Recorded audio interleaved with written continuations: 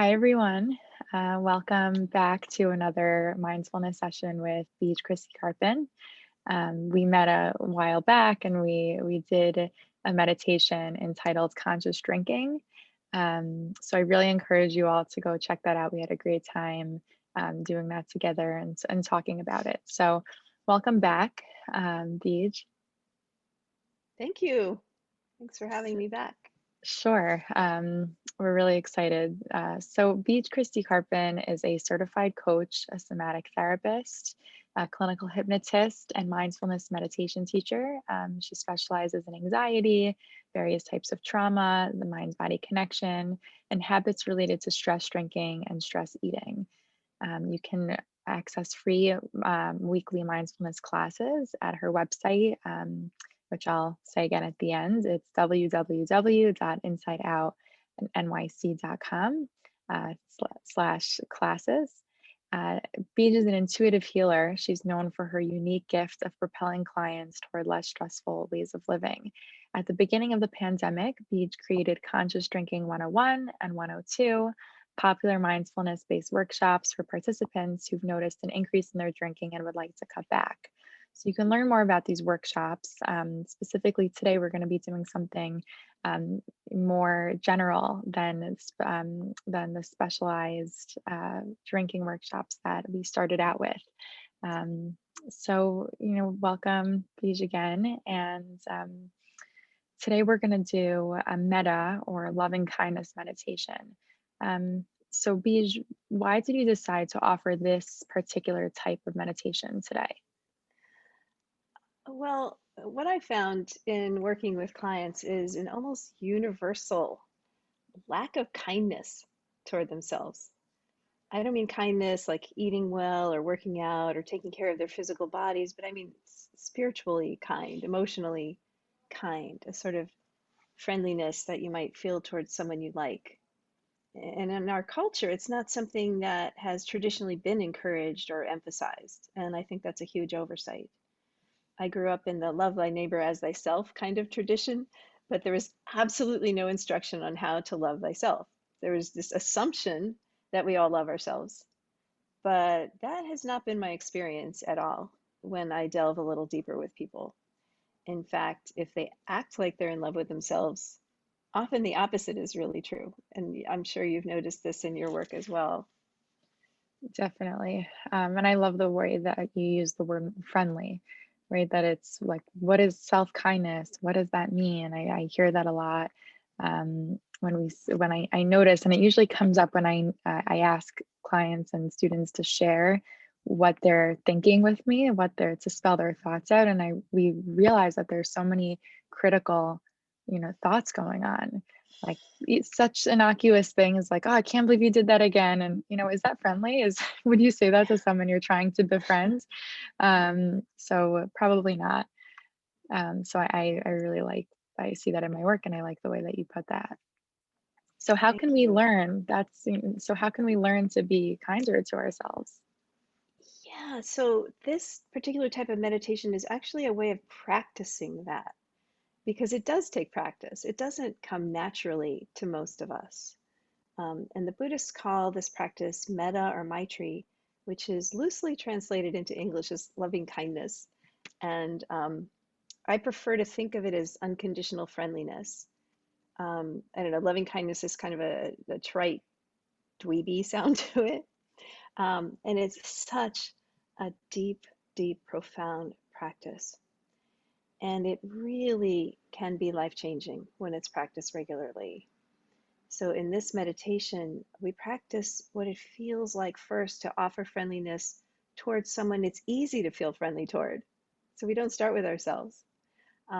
So, before the meditation, if you could come up with someone in your mind that is easy to offer unconditional friendliness toward, it might be a child, or maybe not your own child, maybe someone else's child, or maybe it's your child, I don't know, or a pet or a relative, a friend, someone it's easy to just feel that feeling toward, kindness, maybe love. Um, and then we see what it might feel like to accept those feelings for ourselves. And whatever comes up is allowed. And that's super important in mindfulness. Um, and then later in the practice, we'll bring in a difficult person So if you can think of someone um, that you're having a little bit of difficulty with, maybe nothing too traumatic or nothing too dramatic, but just someone that having a little challenging time, maybe communicating with or feeling understood by, feeling seen by. Um, so bringing to mind a person it's easy to offer friendliness toward a person not so easy. Right? And the phrases that I'll use, and I tend to use in this practice, are the traditional phrases, which are, may you be safe, may you be happy, may you be healthy, may you live with ease. And when we talk about safe, we mean safety not just from external harm, but from the internal turmoil as well. The inner critic that you just mentioned, for example, safety from that. So when we say happy, we're talking about not ecstatic happiness, but maybe more of a peaceful, contented happiness, a real deep happiness. And when we say healthy, we mean spiritually healthy as well as physically healthy, and as physically healthy as conditions permit. Um, so maybe think of all of these as a little bit more, a little safer, happier, healthier. And then the last phrase, may you live with ease. So may you live in a way that causes the least amount of stress possible. And these are all going towards something. They're all wishes for going towards something. And if there are other phrases that resonate more with you or whomever is listening, you can feel free to substitute those. Those explanations help. A lot of times the word means something on the surface, and so that's very helpful. Um, why do you think that this meditation works so well? I think because we actually practice the feeling of friendliness. When we practice with feeling states, our bodies learn to remember what that feels like, sort of like riding a bicycle. The body remembers how to ride the bicycle. The body remembers what friendliness feels like when we practice it, right? Rick Hanson, who's an author, a psychologist, and meditation teacher, likes to say it's like going from state to trait. We practice being in a particular state of friendliness, for example, and after a while it becomes a trait. It becomes part of who and how we are. Yeah, it reminds me of driving. At first, it's a skill that you have to practice and practice, and then it becomes second nature to you. So Yeah. that makes a lot of sense. So would you mind taking us through a meditation right now? Yeah, I'd love to. So just find a way of being that feels present, that feels somewhat upright and alert. I like to think of the spine as going all the way up. Although that spine actually goes all the way up to the ears. So thinking of rising up in a way, maybe the chin is tilted down slightly so we're not putting a lot of tension at the back of our necks. Eyes can be closed, or if you're more comfortable with just lowering your gaze, that's perfectly fine. Um, Maybe shoulders back and down so the heart can open up just a little bit more than you might be used to. And if you're sitting in a chair, the feet on the floor, if you're sitting on the cushion, legs loosely crossed. And I'll just play the gong and just listen to the sound all the way to the end.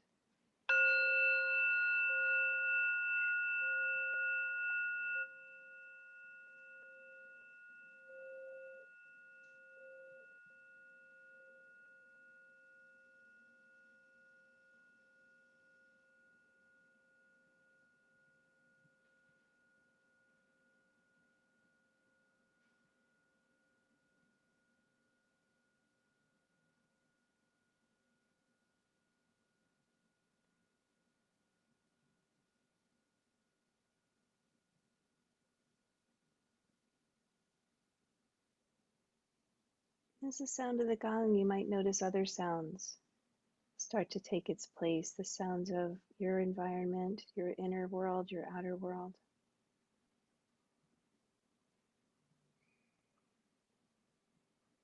Sometimes thoughts feel like they have sound to them.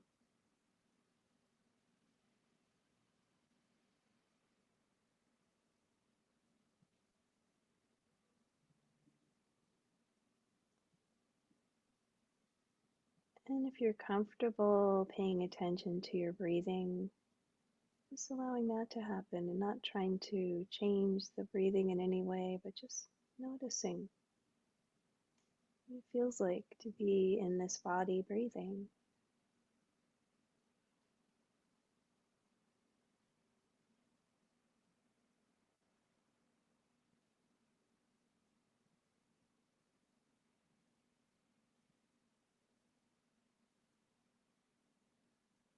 With a sense of gentleness.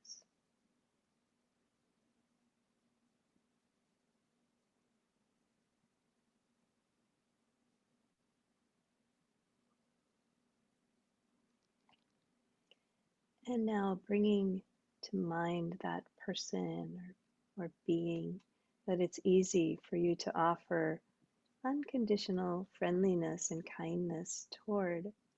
Maybe imagine them right up in front of you. Maybe you're welcoming them into your home, welcoming them into your space right now.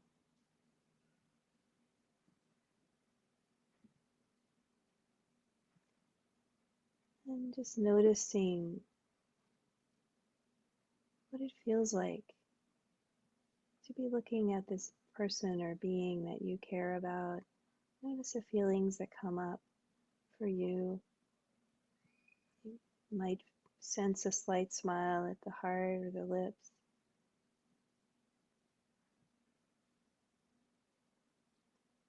And in your mind, just offering them these phrases. May you be safe.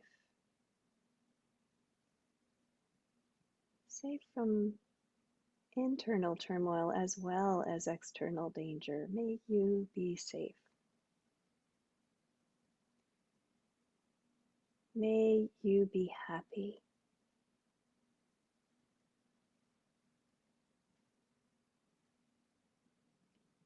May you be healthy, spiritually and physically, as healthy as conditions permit. May you be healthy.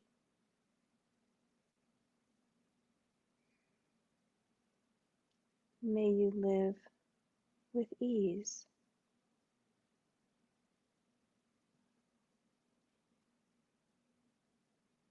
Keeping that person here in your mind's eye and repeating the phrases, may you be safe.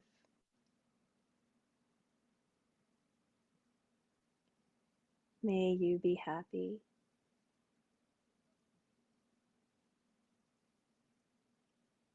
May you be healthy.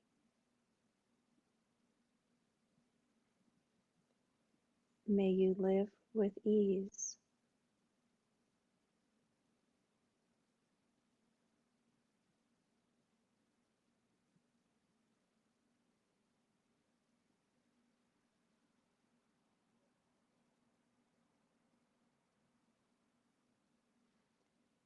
And just notice what feelings come up in your body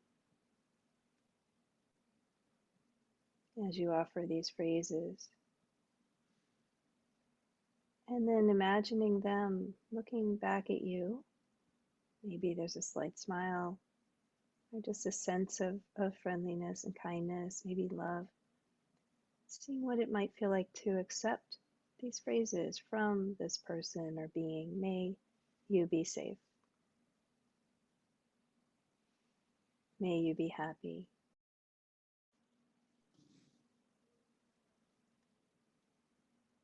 May you be safe. May you be happy. May you be healthy. May you live with ease.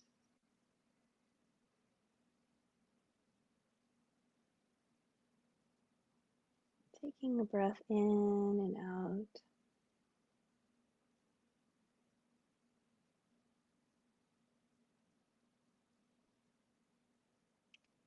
And noticing what it might feel like to offer these phrases to yourself. And again, noticing anything that comes up for you and accepting all of it as just part of your experience right now. May I be safe. May I be safe, not just from external danger, but may I be safe from inner turmoil as well. May I be safe. May I be happy.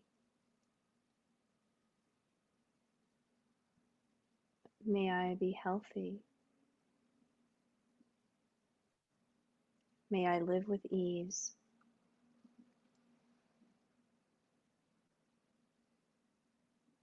May I be safe. May I be happy. May I be healthy. May I live with ease.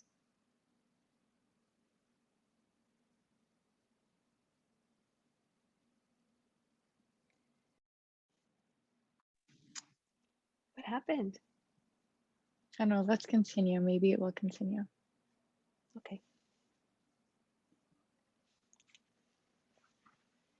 So noticing anything that came up for maybe there was a little bit of a break there, and then just dropping back into your body, into this place, safe, happy, healthy, at ease, breathing gently in and out.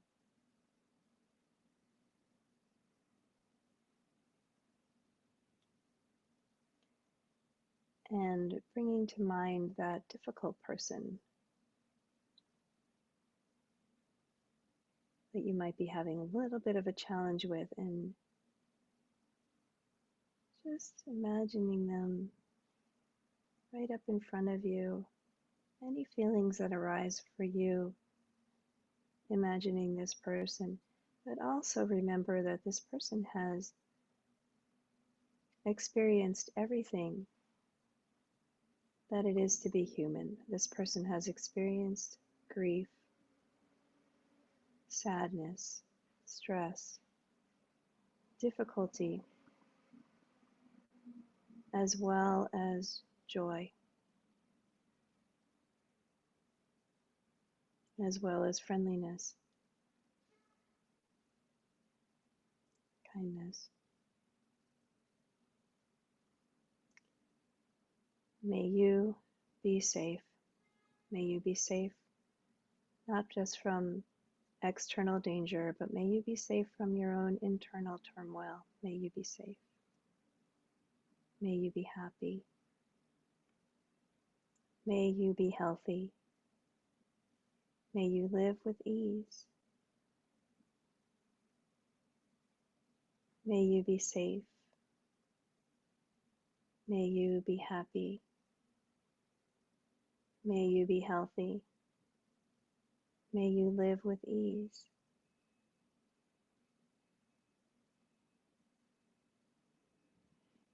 Taking a breath in and out, and again noticing any feelings that are coming up for you, just allowing them to be part of your experience right now.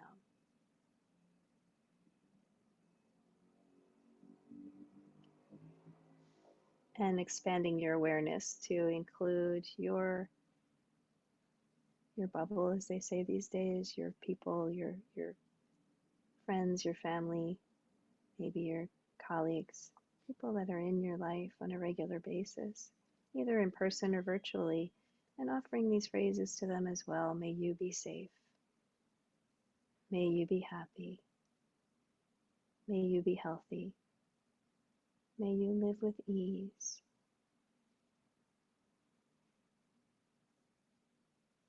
May you be safe. May you be happy. May you be healthy. May you live with ease.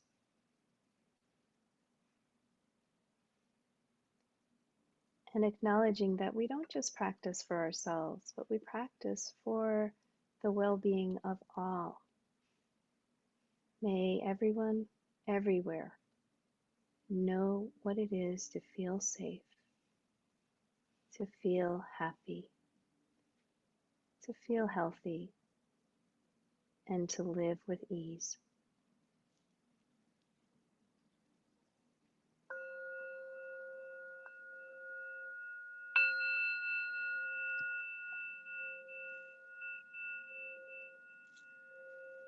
When you're ready, just allowing your eyes to open, maybe taking a look around the room, noticing one thing.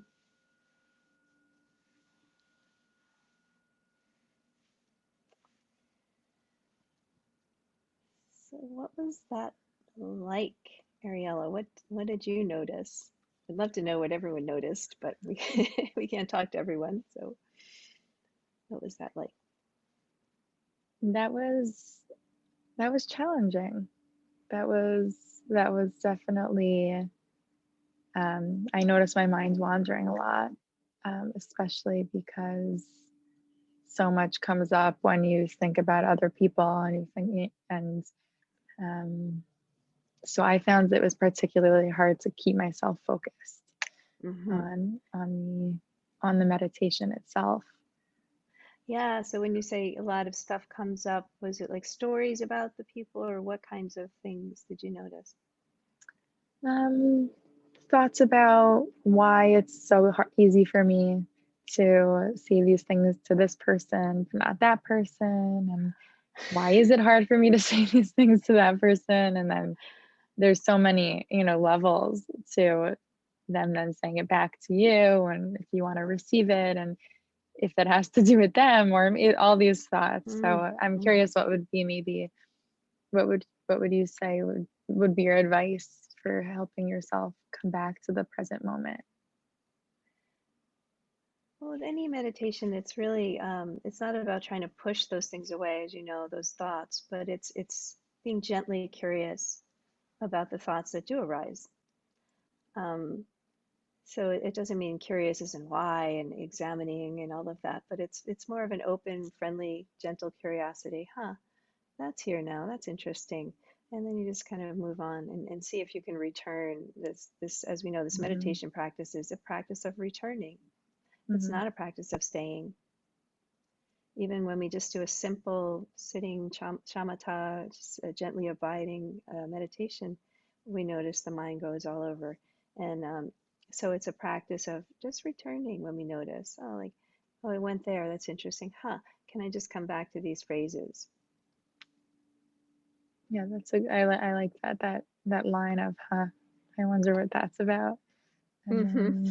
then, and just leaving it the curiosity, and it's interesting because I know the principle of just being curious. I know that in meditation we should watch them float by like clouds, and accept that whatever comes up, but it's hard in the moment. It's hard when you're doing the practice. Yeah, because I think there's a lot of sort of commentary that goes on about that even, right? Exactly, right. The judger judges the Exactly. judging, and the judge, and yeah, it just kind of keeps going. Um, Exactly. yeah, so it is a practice of just noticing that and coming back, coming back, coming back. Um, and what I've found with this practice is um, it just had the impact, at least for me, of understanding, first of all, compassion toward others, that everyone has suffered. Hmm. And if they're acting like a jerk, there's probably a reason for it, that they've, experienced God knows what in their lives. Um, and if I can, in those moments, offer compassion to whatever is arising in me, um, then it just feels more easeful. And what I've also noticed is just that inner critic, that the more I practice this, the more I'm able to see the critic when it's here and kind of note, that's here. I don't need to get on board with this or believe it. I can just see it for what it is, and know that in many cases the critic is really trying to help us out. It's just misguided. Mm. So all of these meditations are about bringing friendliness to all parts of ourselves, Yeah, even that critic. I like that it's just misguided. Hmm. It's in some ways, sometimes the critic is trying to help us be better and trying to help us, move faster and be more successful. And, by critiquing, that's what a Hmm. critique is. Um, Right. but that then it becomes critical, right? There's a Yeah. difference between a critique and being just plain critical. So sometimes it's not helping us. you would Exactly. think. Yeah. So and again, it's not pushing it away, but it's just noticing it's there. So, oh, it's trying to help me out, and thank you very much. Sometimes you're helpful. Right now, not so much. And Right. I'm going to go back to may I be safe for the Yeah. moment. Sometimes I say to students when they bring this up, or when I see that they're trying to help themselves, like their automatic thoughts, are trying to protect themselves. So, for example, when if a student, and speaking to grad students, this is particularly relevant because they're so successful in school and they've reached such heights in their academia Yeah. and their education. But a lot of times students will say, well, I'm not doing well enough in school, right? That wasn't good enough, that grade that I got, for example. And part of the conversation of letting that go, to be kinder to yourself, is realizing it's helped you maybe get to this point in your life, but maybe it's not serving you anymore. Maybe that's Hmm. not a thought that's being helpful to you Yeah, anymore. exactly. Exactly. Yeah. So thank you so much. You're Um, welcome. that was really gave me a lot to think about, and I'm confident that if I did this more frequently, that it wouldn't be as hard the second time, the third time, Hmm. and like you said at Exactly. the beginning, it would become more of a trait. So don't, for myself included, and for everyone watching, don't let this deter you from engaging in more mindfulness and meditation exercises. Practice And it makes better. Exactly. Practice makes better. Exactly. Exactly. And Easier, I if should say. easier, Easier. exactly. And to everyone watching, here at the Wellness Center, we have a multitude of services that we can offer. We have group therapies and individual therapies. We have short-term individual therapy services, but if you're looking for something more open-ended, for a longer term treatment, then we can definitely help you get connected. So if anything is on your mind, please stay tuned for more workshops. Please reach out to us at our website. You can always reach out to us, wellness at gc.cuny.edu, I believe it is. And you can always Google us and find our mental health well-being video series. This will be one of them, and catch up on everything that we've been talking about this year. So thank you Great. again, Beej, and it's always a pleasure, and we'll speak soon. Thank you for having me again.